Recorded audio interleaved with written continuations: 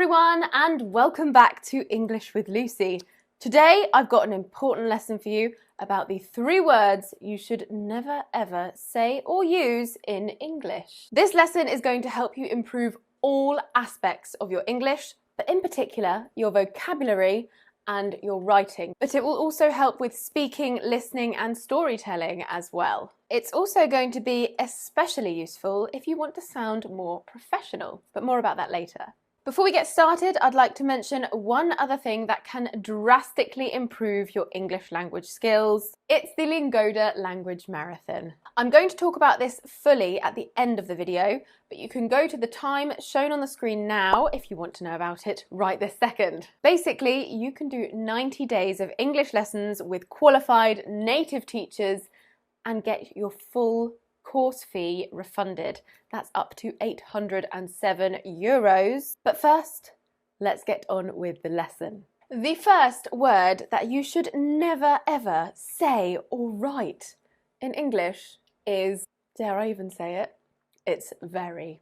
Now, I've spoken about this horrible little word before, but I think it's essential that you understand why you should never use it, especially when writing, and God forbid, in essays in exams. Very is a very weak word. See what I did there? It doesn't communicate enough information, and in my opinion, it's one of the most useless words in the English language.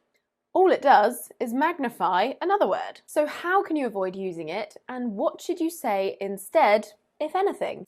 I'm going to give you some options, and I'm going to give you loads of vocabulary that you can use that will make you sound like a total pro, short for professional. First, I'm going to ask you a question. Which of these sounds better? The audience were very scared by the very loud noise, or the audience were very scared by the deafening noise. I mean, I think the second one sounds better. What have I done? I have replaced very and the adjective, very loud, with one powerful adjective that serves very's purpose. But what about the audience? Were they very scared? Can we think of something better? How about petrified?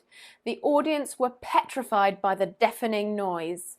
So much better, and we've used less words, which is much better for essay writing because you have word limits. Here are some examples of words that you can use instead of very plus adjective. Very bad, atrocious, very poor, destitute, very risky, perilous, very tired, exhausted, very hungry, ravenous. That is one of my favourite words, I think. What a fantastic word, ravenous. And very clean, spotless. I actually think finding these more powerful adjectives is loads of fun, and it makes your writing and your speech so much more descriptive. Plus, you automatically sound like you know so much more English because you've got all these words that sometimes even natives don't know.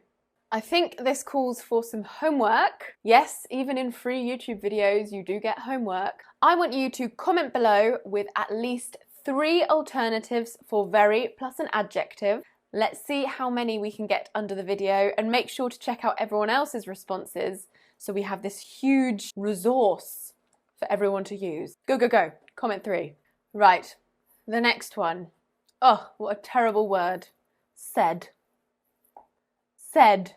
It's such a boring word, it doesn't tell me anything. Now, the word replacements I'm going to tell you are more geared towards writing, but it will help you with your speaking and definitely your storytelling when you're recounting a lot of dialogue. So why shouldn't you say said? Because it's bloody boring, that's why. Read this. I'm leaving you forever, she said. No, he said. How dull is that? Let's try again, but changing up the dialogue words. I'm leaving you forever, she announced. No, he cried. See, so much better, right? We could take it one step further with adverbs as well, but be careful with these because sometimes it can make the writing a little bit busy. Scatter them in every now and again. I'm leaving you forever, she announced powerfully. No, he cried pathetically. See, so jazzy now, isn't it?